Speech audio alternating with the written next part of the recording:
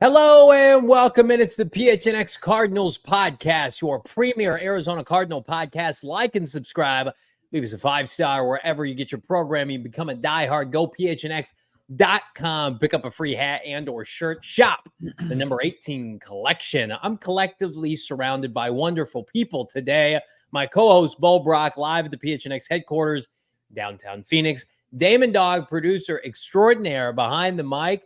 Gentlemen, how we living on this, what is it, a football Tuesday in the offseason? That's right, Tuesday, when we thought, man, Cards are going to be on hiatus. We're not going to see them until training camp, and then we get gifted the heartbeat of the Cardinals defense, their tackle leader, their captain, Kyzir White, spoke today, had some interesting things to say.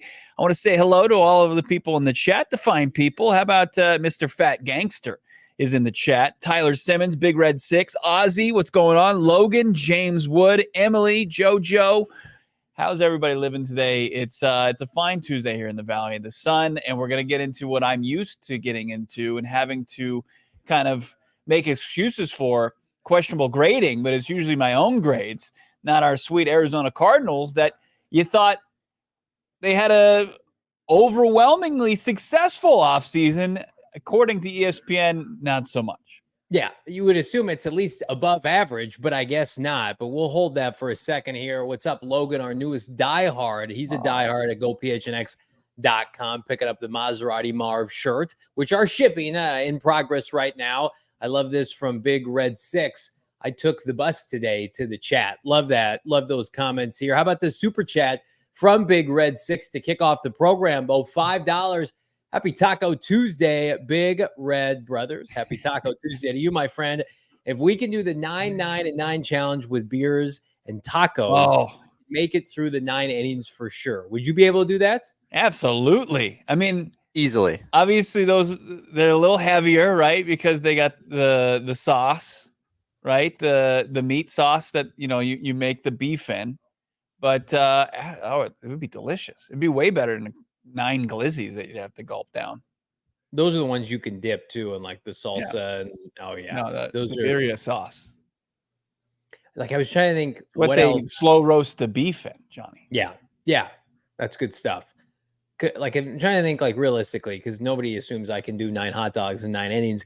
Is there anything that I could eat 9 of in a sitting? I was challenged by some people off air on that, and like maybe like an oatmeal cream pie, something like that, I'll have to think about it. But my mind is, I'm so locked in, Big Red 6, in putting down these 9 glizzies a week from Saturday at Chase Field. That's where my mind is. I've conditioned myself of getting down those 9 hot dogs in front of my friends and family. And that's where my laser focus. That's where you are. It's a business. You wanted to go little Debbie. You can do some oatmeal cream pies. Is that what you said you can do 9 of? They've reduced the size of those, as I've known from sponsoring my son's flag football team, bringing post-game snacks, and those things are about a quarter of what they used to be. I could down those. That's sad. Yeah, it's times are tough with what inflation. Happened to the America I loved? It's gone now. I hate it here. No, I love it here. I love this chat. I love these vibes. Like this video here on the YouTube. I don't love the vibes at ESPN. And at ESPN, I thought we did some healing this offseason. I thought people were coming around to terms with the fact that Cardinals, as we saw from Vic and the folks at The Athletic, one of the hottest bets right now at any gambling site, hopefully with our friends at BetMGM, hammer the over in 6.5 win total. And regardless of how you feel about the Cardinals roster and where they're at in 2024, I thought it was kind of an indisputable point. They crushed the offseason. They did a couple nice supplemental moves in free agency, and then they had what collectively was the first or second draft class. Right. Period. Point blank. They had 12 rookies. ESPN has come out with their offseason grades. Okay. Some guy named Seth Walding put together offseason grades. I'm opening that up. I've got an ESPN Insider account, shameless plug, and I'm going through that. And I'm looking at the A's and I'm looking at the B's. It's like Tommy Boy. And I'm looking, and I get all the way down C+ for the Arizona Cardinals offseason grade. Yeah. Pretty shocking, but we're going to get to the specifics here in a second. But when you saw that, what was your reaction? Oh, first, let me say Herbie Hancock is who you're thinking of. Yeah, it was. I was just like you. I was disappointed.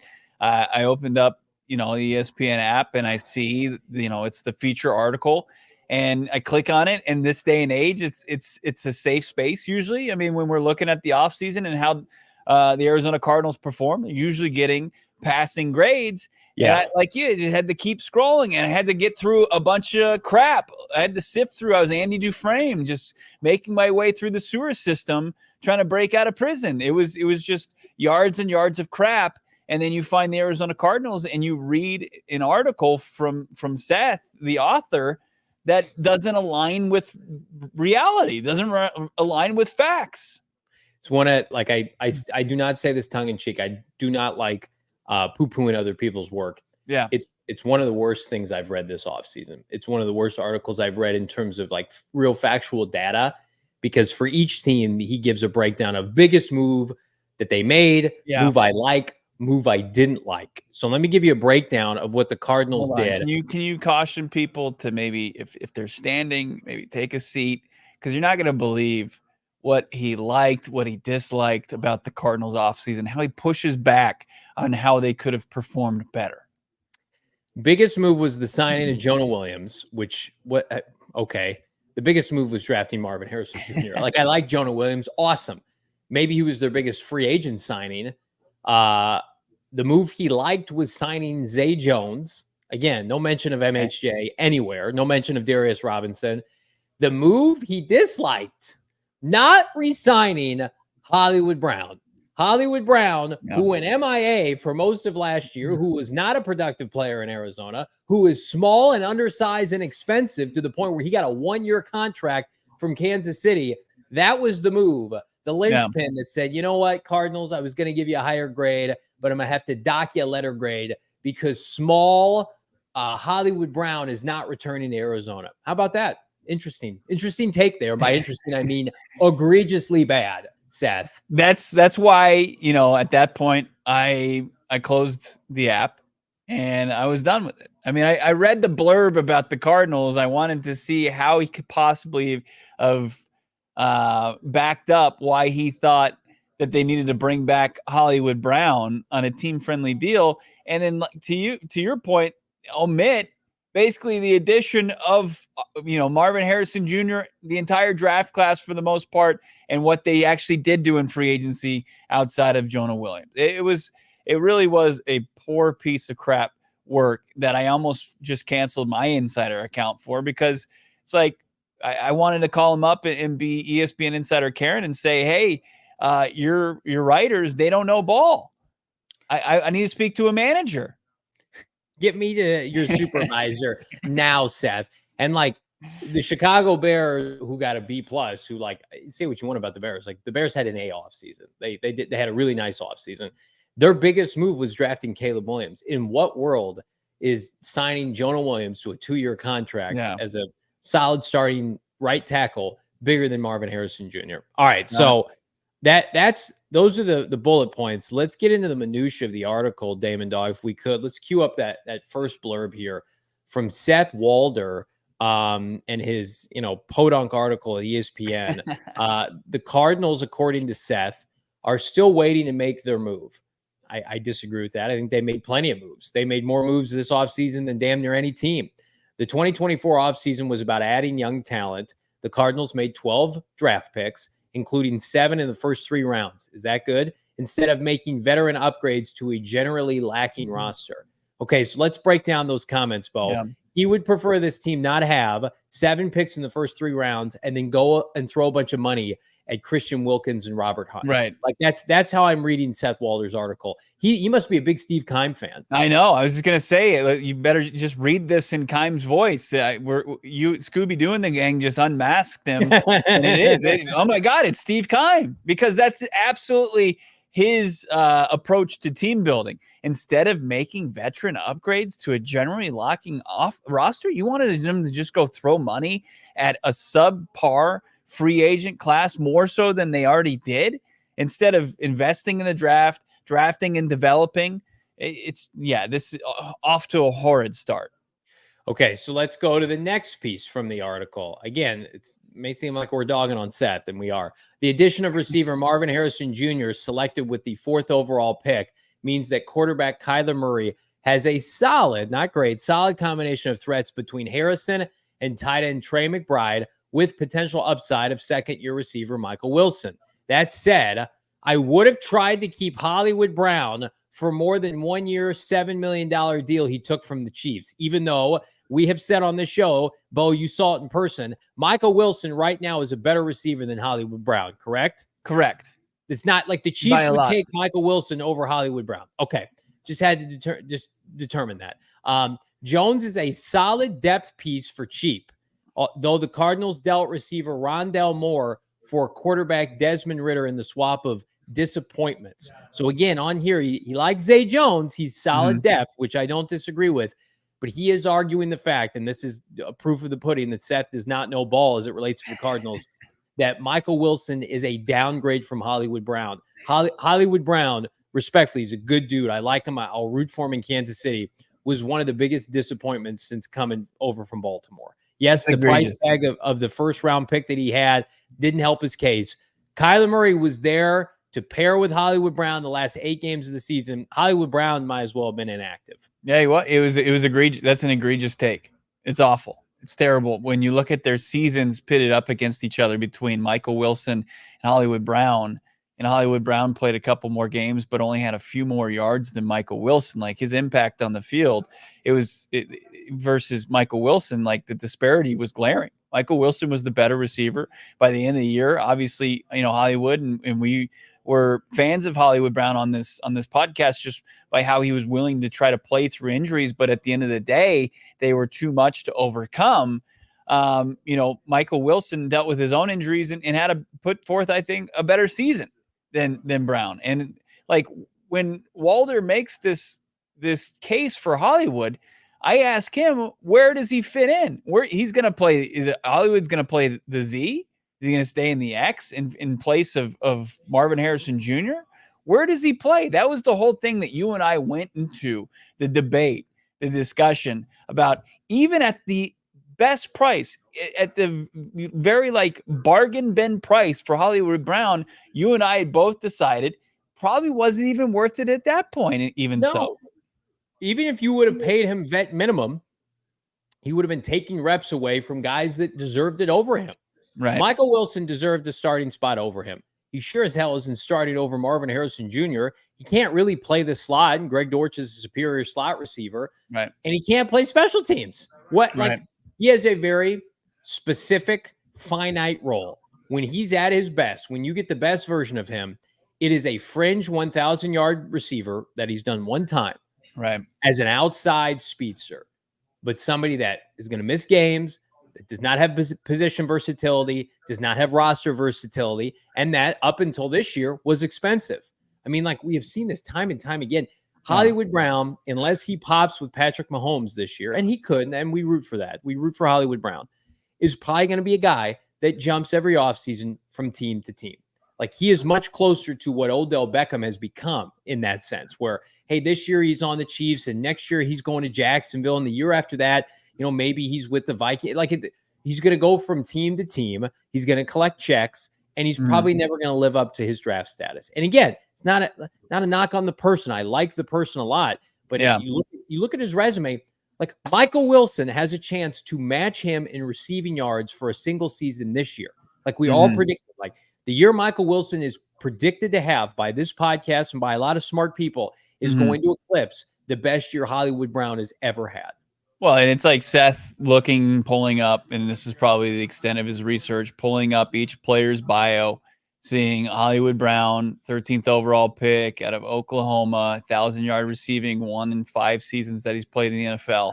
And then he sees Michael Wilson and his rookie season, which you and we saw it play out in real time, and we saw the impact he had. But then he also sees 96th overall, 4 or 5 years at Stanford, and he didn't view him and never really truly knew him as a prospect. So he's already got, his preconceived notions of who Michael Wilson is and who he's not. And that's unfortunate because, as far as the national audience, people who want to know potentially about an up-and-coming team, that they're getting a disservice by ESPN analysts and insiders because they don't know truly all 32 teams, and especially with the Arizona Cardinals, like this up and coming, playmaking group that includes Wilson. And this guy just egregiously saying, hey, you missed out on bringing Hollywood Brown to play some role that he's hatched in his head.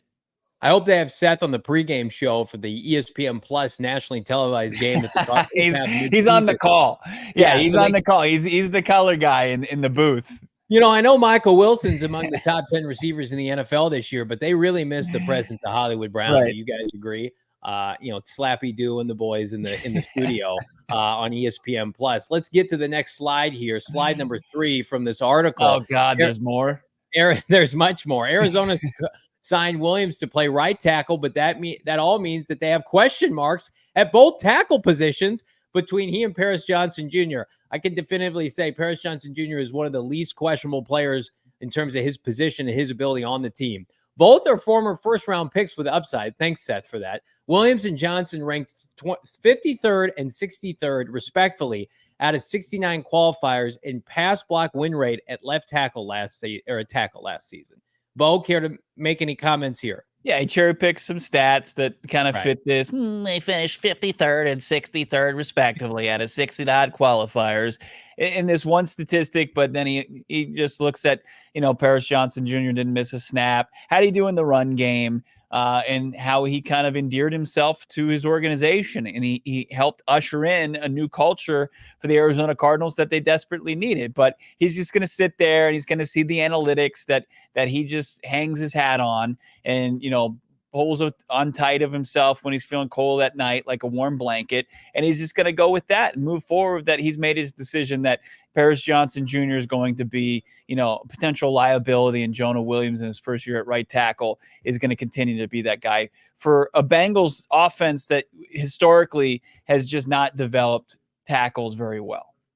Let's go to the next slide here from our guy Seth at ESPN. There's more? There's much more. Defensively, the Cardinals signed defensive end Justin Jones. He plays tackle. Cornerback Sean Murphy-Bunting, defensive end Bilal Nichols, but the defense looks weak on paper. Wow, breaking news, particularly in the terms of pass rush and at corner. Just because you don't recognize these names, Seth, because you don't study the NFL draft and know that Max Melton was a second rounder, Garrett Williams was a top 50 pick before he tore his ACL, and Sean Murphy-Bunting didn't allow a touchdown last year. I mean, I agree with part of this. Sure. The Cardinals defense to a novice like this does look weak on paper, but at no point in this article does he offset that with, but the offense has top 10 potential, which is what we've been hanging our hat on every single show that we've done. Marvin Harrison Jr., Michael Wilson, but I mean, he's still sobbing over the fact that, Hollywood Brown's not on the team. So I can't expect anything less. What was his final grade for the Cardinals? C+. C+. I mean, go ahead. What it really should be, and I think the floor is a B. Can we agree on that? Yeah. Yes. The floor is a B, and I think it arguably should be higher than that, especially what Ossenfort was able to do in the draft. But like if somebody had any kind of insight or knowledge of ball and decided to put together a breakdown on the Cardinals offseason, like the defense and how it stacks up on paper and how you could be skeptical of that, I think that's the most fair criticism and the one that he should have led with. Yeah. Instead of, hey, the offense has these question marks on the offensive line in the playmaking department, because they certainly don't. They just don't. Like this is going to be an offense that's going to come out of the gates, and I think it's going to be able to compete, put up points with any of the 30 other teams in the NFL. Mercifully, let's get to the last slide, Damon, Dawg. God. Ultimately, Arizona is saving its cap resources for next year. Oh, that's the worst. It has the 4th most cap space in 2024 and the 2nd most in 2025. After the Cardinals got a sense of where they stand with their recent draft picks for a team far away, it's not a bad strategy. Thanks, Seth. But it isn't a winning roster. Even with a franchise QB, I'm quite high on. That's probably the most shocking aspect of this article is he's pro Kyler Murray. So again, Seth would rather the Arizona Cardinals spend all of their money in one free agency period, not double and triple down on what most assume was a generational draft class that went 100+ picks deep with blue chip rich talent littered across. Marvin Harrison Jr. is mentioned one time in this blurb. Marvin Harrison Jr., I looked this morning on fantasypros.com, is the 9th ranked fantasy wide receiver heading into this season. He's listed one time in this article. Let's talk about Hollywood Brown and Zay Jones. Right. I want to do this right now, Damon, Johnny, the incredible chat out there. Yeah. I want to create something, the Hall of Guys Who Don't Know Ball. They don't. And I want to induct Seth into this. I want him to be part of the first class to go into the Hall of You Don't Know Ball. Honus Wagner. He's the Honus Wagner of this Hall of Fame. He's gonna go first ballot, first class. He's gonna be there.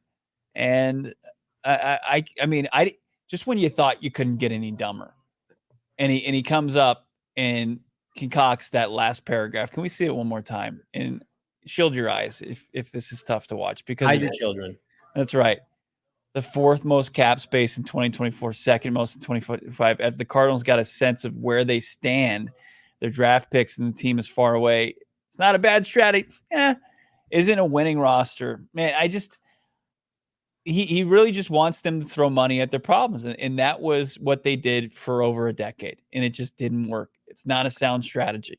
Monty Ossenfort, if you do a simple Google search on him, if you do a search on Jonathan Gannon, what their team building philosophy is, and it's all out there, they are a draft and develop team. And what they were able to do was find some building blocks last year. They were able to develop some guys and move forward with them. And they're going to have a deep roster of young players, up and coming players that aren't sure they're not proven commodities for Seth out there to turn on Sunday Ticket or watch Red Zone and see him a lot last year. But they are going to be, I think, some significant players in 2024 going forward and surprise this guy, Seth, as far as because he's not aware of it. A team that we watched, and I'm going to use this as a litmus test, an example of how ridiculous this article is, that we watched during March get picked apart in free agency with a couple guys I mentioned earlier, Christian Wilkins and Robert Hunt. Damon is our closeted Miami Dolphins fan. Yeah. Damon, if I asked you what kind of offseason the Dolphins had this year, how would you grade it objectively? I think they did about as good as they could have done with the limited resources that they had. Like they made like-for-like replacements about as good as they could have. Got some decent role players. I'd put it in the B range. But wouldn't you say it was a tough offseason? They lost some proven talent. Absolutely, but they're going to get 2 compensation picks for those guys as well. Yeah. So that, they purposefully didn't sign other free agents so that they could keep those comp picks and stuff. Like there was some strategy that went into it. They're playing the long game, right? And they haven't re-signed Tua and they re-signed Jalen Water, but they lost talent to the roster. And it's the reason why a lot of people are picking them to regress this year. Like, and they took Chop Robinson, Little Rich in the first round, but like it wasn't an F, but it's I think closer to a C plus in the Cardinals. He has them as an A offseason. Right. And it's just like, wait, hang on a second. Yeah, that's rich.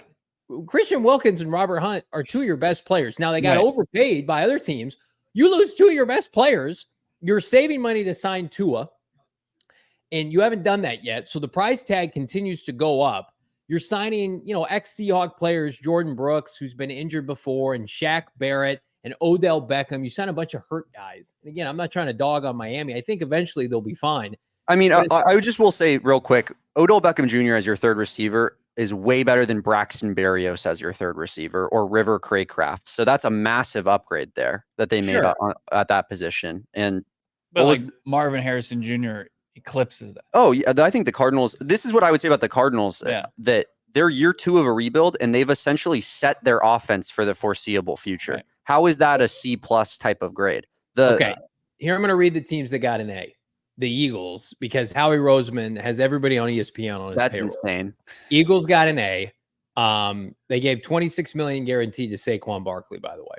And they just basically flushed Hassan Reddick down the toilet.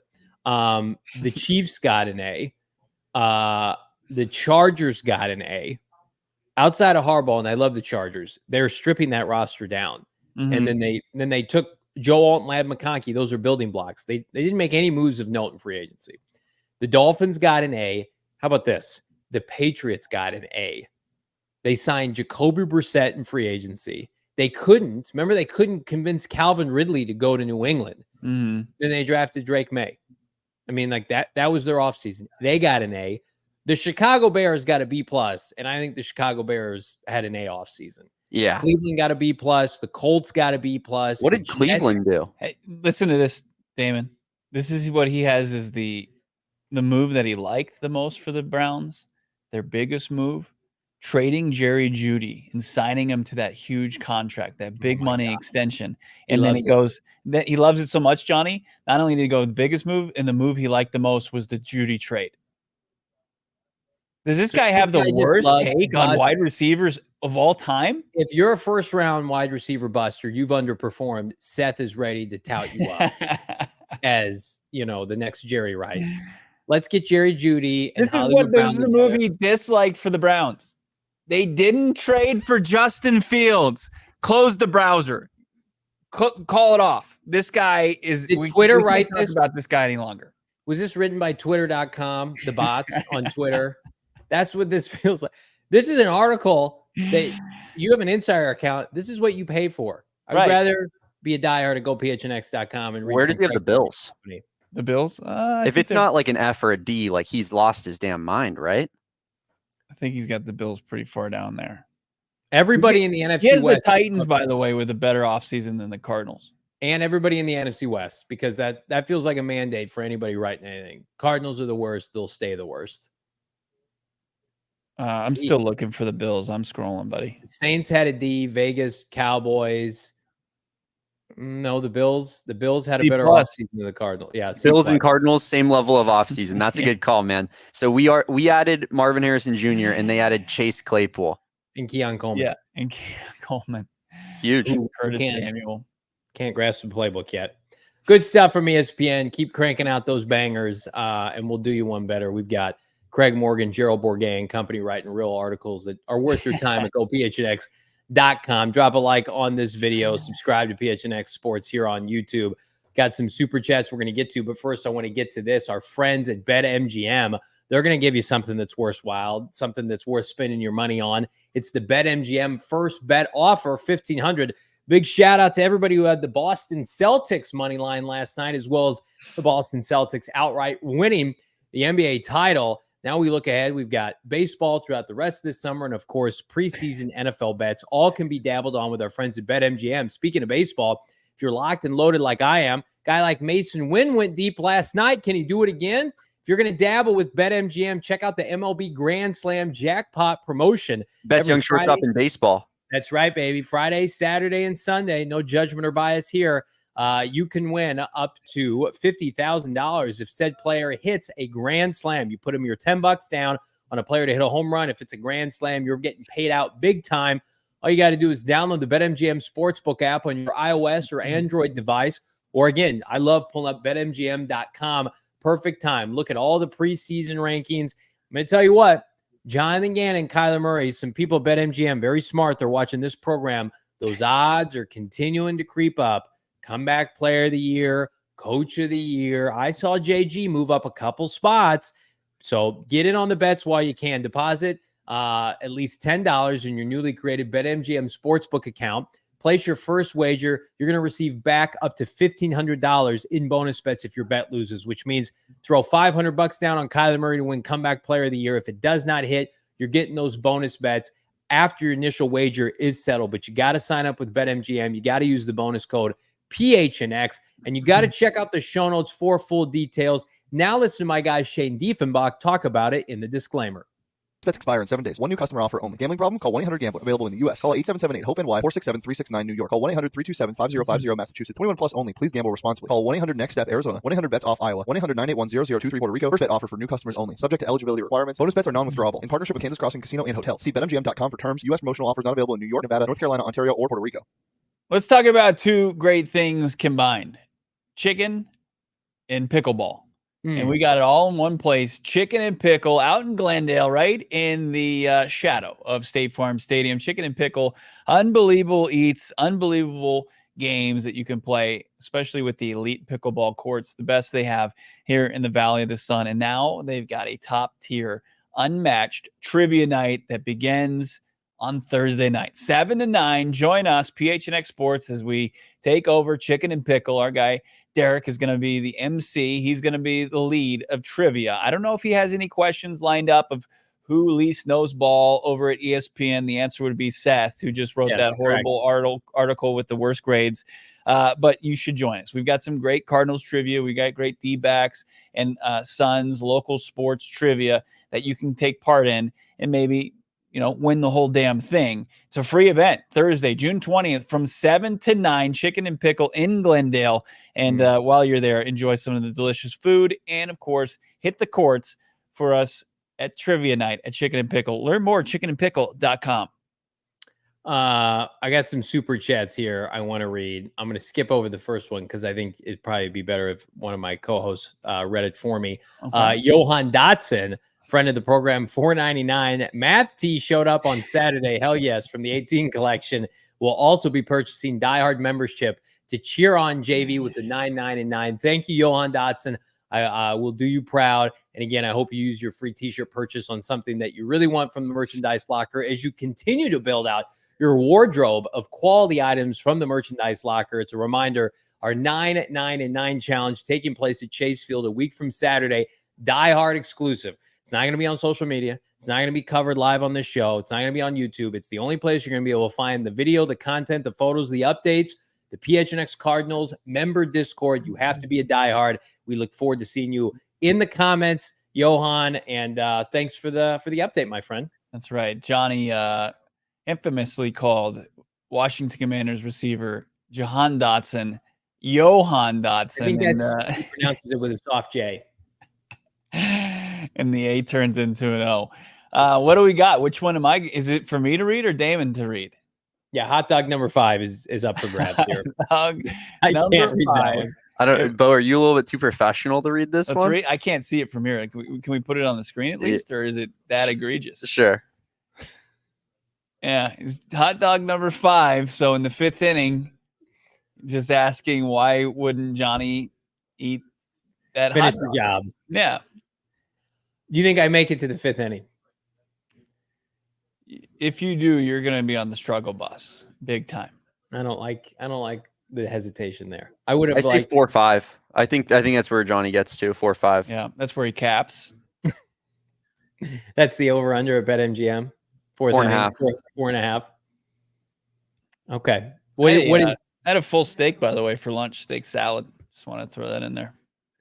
It's not a full steak. You don't know how many ounces that are in that steak salad.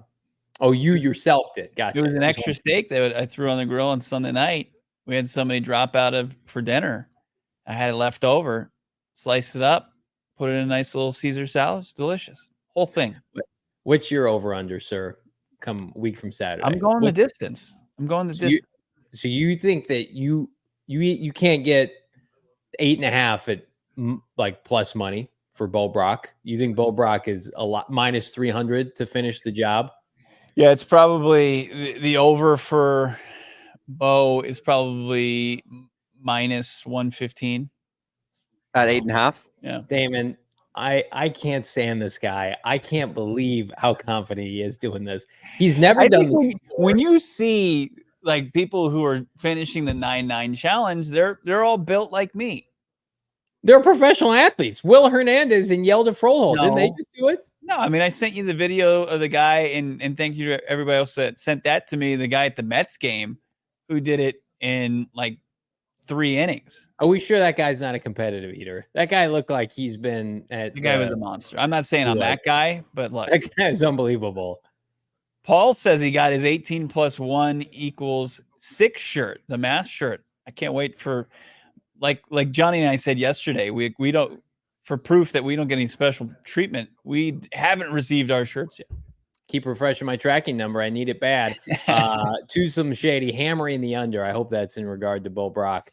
For sure. Johnny isn't scared to double clutch some ballpark dogs. I'm not. I'll go 2 at a time. All right. This chat is up. As B says, they're thirsty. They're thirsty for dogs. And the best way to get your action on some glizzies and some brewskis is the exclusive PHNX Cardinals member Discord. Again, we're going to be talking about it for the next week plus, because it's a Die Hard exclusive event, which is what we love to do here at PHNX Sports.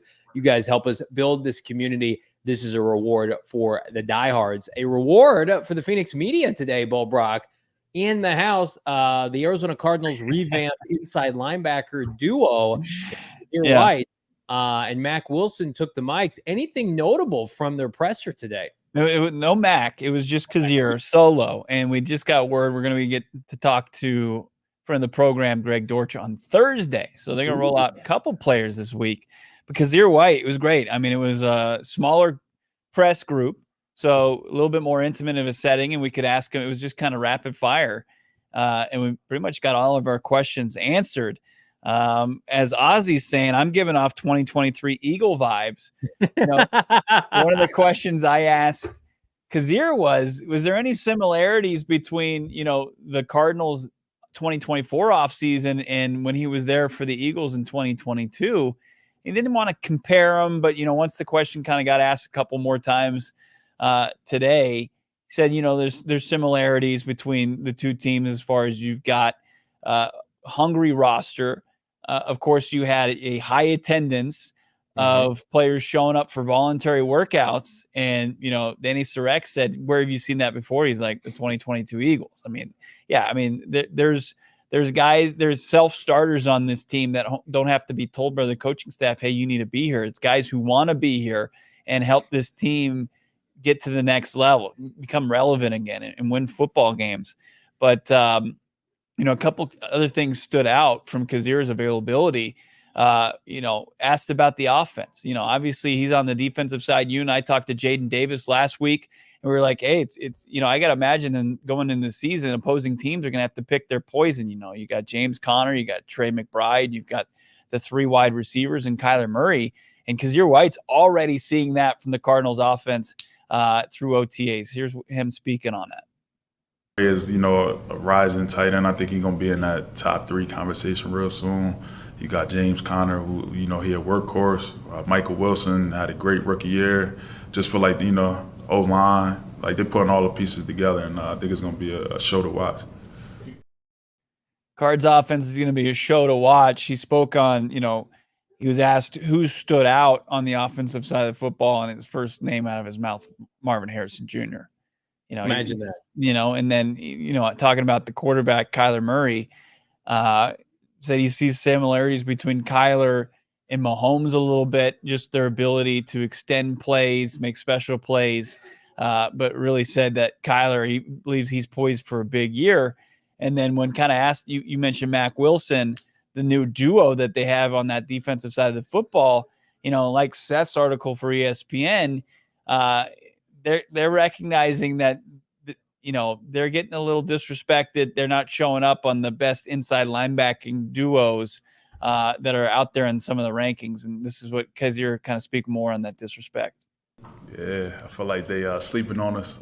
Max sent me something like 2 weeks ago. I guess they put out, top linebacker duos or whatever, and we was nowhere to be found. So, we in there working out, running, or retired or something. That's definitely in our head. We ain't trying to prove, nobody wrong or ourselves right, but, that's a little disrespectful because I ain't going to say too much. Yeah, I'm just,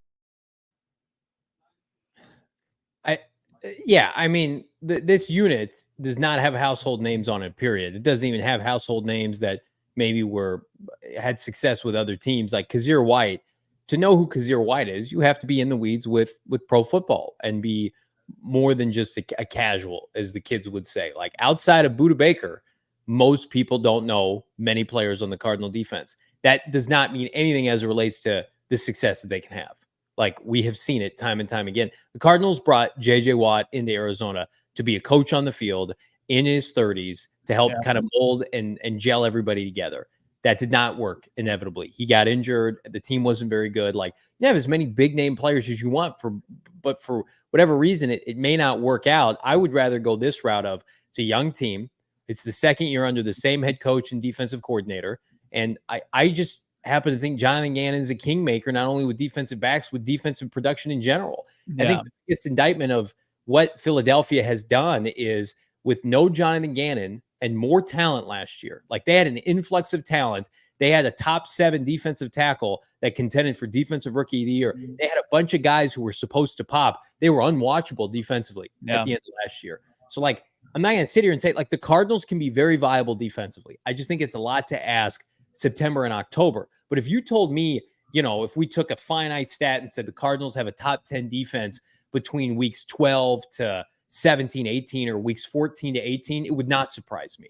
Yeah. Because again, like I feel like Kyzir White is productive in his role because he's talented, but he's bought in, and Jonathan Gannon knows what the hell to do with him. So this unit, the offense should be fully baked and ready to rock and roll come week 1.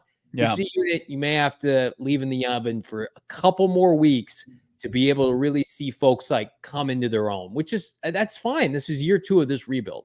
Yeah, but one of the key parts that he mentioned today, he was asked about the rebuilt defensive front 7, primarily the defensive line. Yeah. And Kyzir White was on that 2022 Eagles team that had a huge defensive line rotation. It was massive, featured Fletcher Cox and Jordan Davis. They added Ndamukong Suh by the end of the year.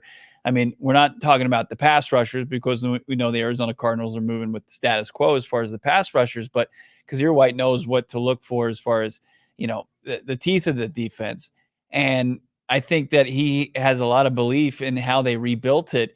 He said, they got bigger and stronger on their defensive front. And I think the biggest difference between 23 and 24 for the Arizona Cardinals is the opposing offense's ability to just impose their will on them up front, to where it doesn't matter what you have on the second level. It doesn't matter what you really have on the third level. Sure, like that's your safety net that's going to keep you from like going in the end zone. But as far as gashing you for 5 to 6 yards of clip in the run game, I think, the additions of Justin Jones, who Kyzir White came into the league with in LA with the Chargers, along with Nichols and Darius Robinson, and then the second year Dante Stills, like it is huge, huge improvement that just in itself should give this Cardinals defense the ability to get off the field. And I know when you look, like, especially since we're months removed from the season, and sometimes like your memory fades on that, but like the defense did at times have the ability to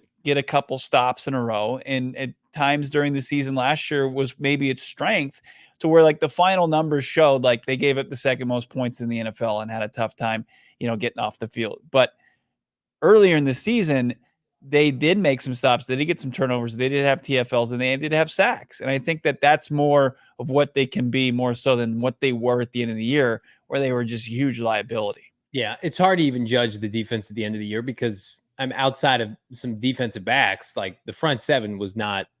They didn't even have Kyzir White. I mean, right. He was their leading tackler. He goes out with the bicep tear. We know about the defensive line. And, by the end of it, you had Josh Woods and Chris Barnes, starting as your starting inside backers. And then, as you mentioned, the secondary, it was patchwork. It wasn't really an opportunity to fully judge this unit. And again, like we're still holding out hope for Zaven Collins, but this is a big year for the second year defenders under Jonathan Gannon. Like you got a redshirt year for Garrett Williams. He's got to step up. Looks like he has. Ojulari, it probably has the most pressure on of any singular defensive player, given the position, the lack of investment at that position. Budda Baker's in a contract year, a whole bunch of new corners, right? Jalen Thompson, hopefully he can stay healthy the entire season and double down on what was a career year for him under Jonathan Gannon. I am of the opinion, like, unless they look unwatchable to begin the year, like I'm going to give this defense all the grace in the world to start the year. Like I understand that Kyzir is adamant they're being slept on, and I would love to be pleasantly surprised. But here's what I know. The Cardinals scored over 30 points one time last year. Coincidentally, it was against the Eagles, right? That has to be the norm more often than not for this team to hang in until the defense finds itself. Like within the first 8 games, the Cardinals, I think, need to put up 30 points half of those games. And if you do, you got an opportunity to win those games. But you ought to be averaging 3 to 4 touchdowns a game and a couple field goals to get you to where you want to be at the end of the year. Because I just, you look at the roster, top to bottom, Matthew Stafford and Josh Allen to open up the season, and you got Jordan Love mixed in there at Lambeau Field, and Justin Herbert, and it's Brock Purdy's offense. It's tough, man.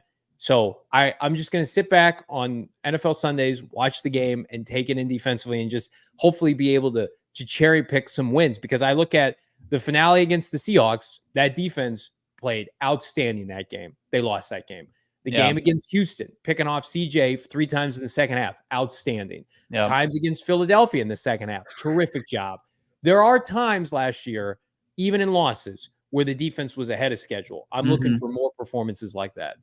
Yeah, they didn't have the ability, especially in second halves, to put the opposing offense in third and long. No, they just had so many third and manageable, maybe didn't even get to third down most of the time, because they were able to just pick up another first on first and second down. And now they do. Like, they've got guys who are geared up to slow down the run, and Justin Jones and Darius Robinson. And then with the, healthy Kyzir White jumping in there, like, they should be way better, vastly improved at that spot. So, like, I'm not saying, they're going to be a top 10 group, far from it, but can they sneak up and maybe get inside the top 20 as a defensive unit? I think that's realistic. That'd be an unbelievable occurrence. And I get your postseason tickets now. If the Cardinals have a top 20 defense by the end of the year, we can go ahead and mark ourselves on the road, or potentially hosting a home playoff game. Great occurrence if that happens. Speaking of great occurrences, right now with our friends at Circle K, you can make it a Circle K day every single day by becoming an Inner Circle member. All you got to do is join the Inner Circle, download the app today at America's Thirst Stop. They're going to hook you up, especially in these hot Arizona summers. You can get any size. That means a small, medium, large, or XL Polar Pop Froster for just 79 cents. Right now, it's supposed to be $1.15 later this week. Go get yourself a sub-dollar Polar Pop now through the end of August, through September 3rd to be exact. That's going to cover us for this heat wave here in Arizona, because Circle K is looking out for you and your best interest, on top of saving your wallet some coin. Save 25 cents per gallon your first 5 fill-ups with the Inner Circle, plus save 3 cents per gallon every single day. All you got to do, download the Circle K app under Inner Circles -offers. Grab those offers, download the app today. Terms and conditions apply at participating locations, Bo. Visit circlek.com for more details. Somebody get our guy from ESPN Seth at ESPN a link to OG's brands, because whatever he's messing with, it's turned. It's not good stuff. But OG's has always got the best stuff for you, especially when it comes to cannabis gummies. We love our friends over at OG's brands. Find out for yourself why they're Arizona's #1 cannabis kitchen. They've got the best, most delicious, supple cannabis gummies. Delicious. Did I mention that? Yeah, you got this. You got the fruits, you got the creams, you got the sativa, you got the indicas, anything you're looking for, especially experience-wise, OG is going to be able to provide for you at ogsbrands.com. Look at that full product line, including a sleep time gummy, which is going to help put you to sleep and keep you to sleep. The aquaberry flavored gummy. Can't go wrong with any product you get from our friends over at OG's. You can find them in your local dispensary. You got to be 21 years or older. Make sure you're following along on socials as well, at OG's Brands and at ogsbrands.com. Hit that like button, subscribe to PHNX Sports here on YouTube. We talked about the number 18 collection. It is available now and is shipping now. All you got to do is go to gophnx.com, click on merch, and shop. Again, the 18 collection, which features, I think, the best shirt we've ever done, the MHJ up front and right in the center there. But of course, hearing great things about the Maserati Marv shirt, which is already shipped. Of course, our 1 + 18 = 6 math tee on the right-hand side. Become a diehard right now at gophnx.com, and you're going to get one of these shirts for free, or any shirt you opt to purchase for free with your diehard membership. The number 18 collection. You may not be able to get an 18 jersey for the Arizona Cardinals yet. Load up on the 18 collection with PHNX Sports, Bo. Yeah, and if you do become a diehard, like Johnny was mentioning, you're right there with us. You're living the 999 challenge. 1 week from Saturday. You're going to be in the member Discord. You're going to be up to date. You're going to be roasting Johnny for tapping out in the third inning. You're going to be cheering me on. Oh, you can do this. Let's go. No one's saying any of that. None of that's happening. I can see it, and cheering on Damon too is going to be right there with me. we're going to be focused. We're just going to have to drown out the noise that is our bellowing co-host that's going to be, probably lying down Not in the fair. aisleway. Yeah. Maybe I might, I was my thinking beers about were filled up heavier than yours, and my stomach's more full, and my hot dogs were bigger. Hey, get Emma back on this show. You've been replaced. I was thinking about today. I might need a point where I might need a dessert at some point. I might need. You're insane. I might need to level out the hot dogs with what kind of desserts they have at Chase Field, Damon. They got some, Cold Stone Creamery, Yeah, maybe a little bit of froyo.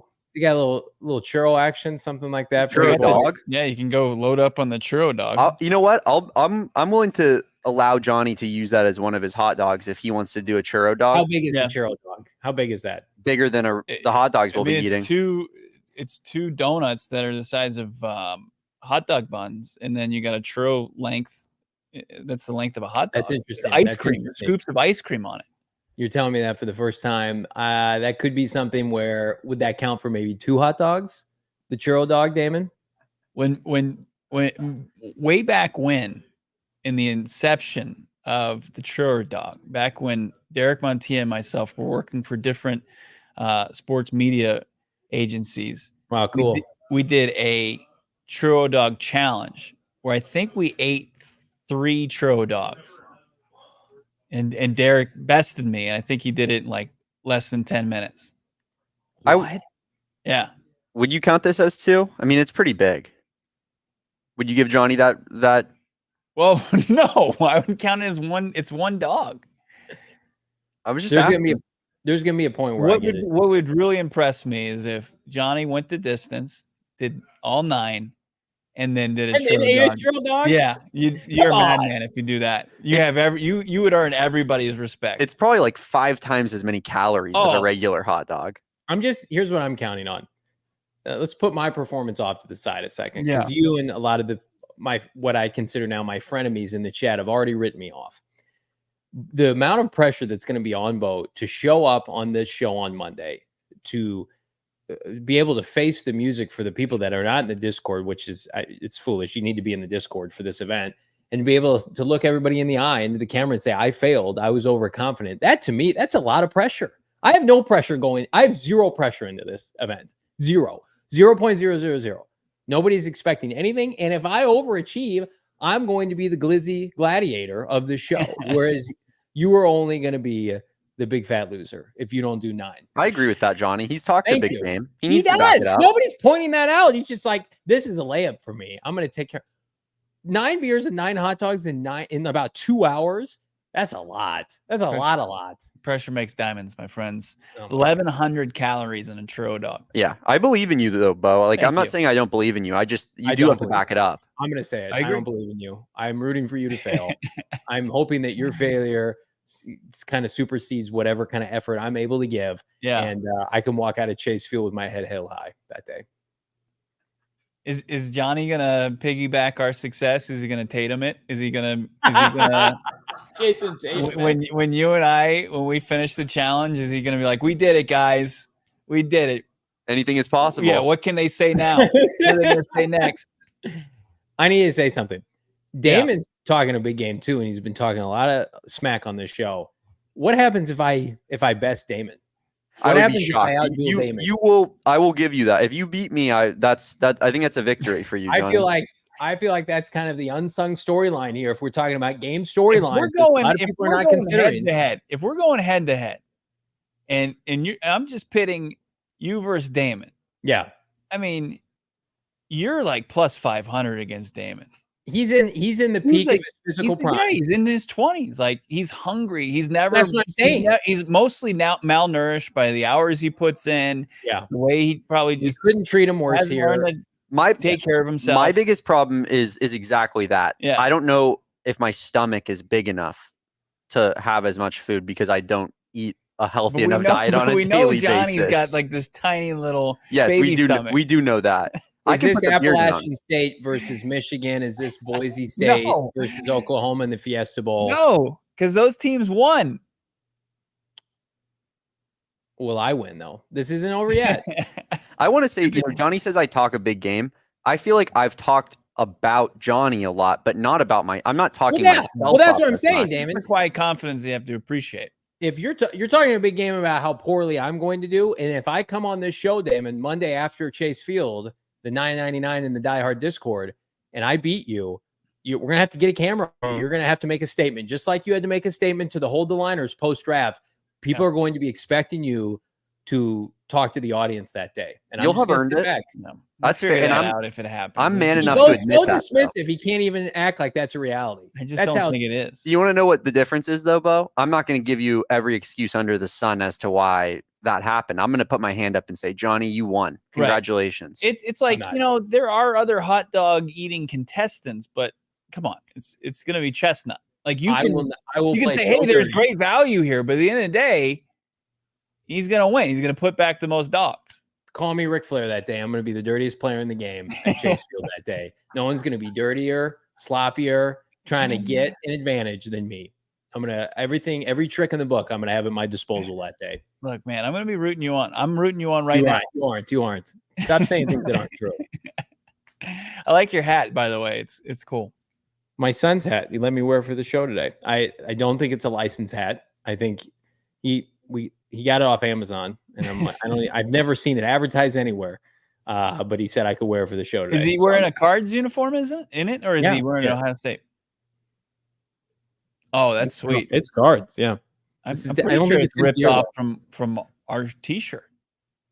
Possible. Josh 499.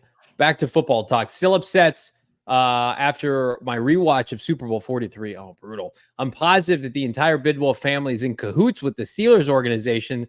Super Bowl 43 was an inside job. I don't know about that. I can't watch that game. Can't watch the highlights. Can't watch the first half. Can't watch Fish highlights. I can't listen to Bruce Springsteen because he was the halftime performer. I can't consume anything from that game. I watched that game with my dad. It was a terrible experience. I remember the NFC Championship game. What was the moment like though when Fitz catches it and then hits the open seam for the go-ahead score? I don't even remember it because it was so shortly lived. Yeah, because I remember my dad screaming at the TV with the defense on the field, somebody just make a play, and nobody made a play.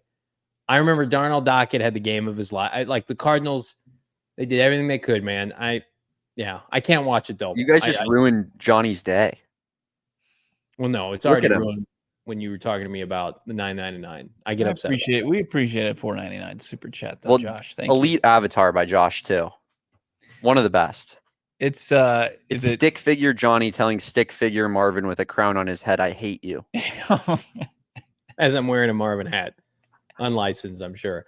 Oh, for show. $199. Johnny hot dog shirts dropping soon. How about me with a crown eating hot dog? Because I'm the king after this Gladiator Glizzy performance, and I'm going to do at Chase Field. Have the Diamondbacks, Damon, been alerted that we are coming to the field that day? How could they not know? Do we need to alert the media and the public affairs, public relations people for the Diamondbacks? It's weird. I haven't heard from them. They haven't reached out to me. PHNX Cardinals is the biggest ticket in town. Yeah, series against the A's. They're just going to be like, please come to our game. We haven't bought our tickets yet, but we are closing in on ticket purchases, and we are going to go as high and as dirty and cheap tickets as possible. Correct? The Snakes, they're hot right now. Hopefully, they continue to be hot by the end of June. And we'll take all the credit for it because of our little event at the end of the month. Can you name 3 players for the Oakland Athletics? Yeah, Mason Miller. Good center fielder. Let's see. Miguel Tejada. Mark McGuire. And Jose Canseco. Boom. Barry Zito. I think JJ Bleday is their center fielder. He's pretty good, but I can only name 2. Orion says 9 dogs and beer is nearly 8 pounds of food and drinks. Good luck, fellas. See, I hate when you do that kind of thing. It makes me feel worse. I didn't need to know that. 8 pounds. Well, it's going to be something that you're just going to need to see to believe. And in order to do that, you got to be part of the member Discord here. So again, if you become a diehard, Take a screen capture of your membership, tag us on Twitter, retweet, follow from the PHNX Cardinals beat account, get your free shirt, and prepare. We are fired up. There you go. Didn't Kyler Murray play for the Athletics? That would have been the best answer, Ozzy. Yeah. 9th overall pick in the MLB first-year player draft. We got more football goodness coming your way mañana. In the meantime, like and subscribe. Leave us a 5-star wherever you get your programming. Hold the line and hit that like button from our friend Marvin Harrison Jr. My frenemies, Damon, Dawg, Bo Brack. I'm Johnny Venerable. Thanks, everybody. We'll see you mañana. Peace. We all silly like the mayor.